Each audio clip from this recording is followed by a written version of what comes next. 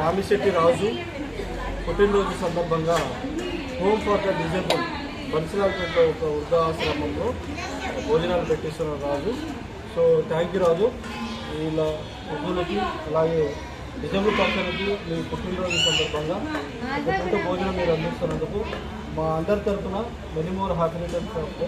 ఇలాంటి పుట్టినరోజు మరెన్నో జరుపుకోవాలని భగవంతుని ప్రార్థిస్తూ రాబోయే రోజులు కూడా ఇలాంటి వాళ్ళకి ఇంకా చాలా అందించాలని కోరుకుంటూ మా అందరి తరఫున కొనసాగా హ్యాపీ బర్త్డే.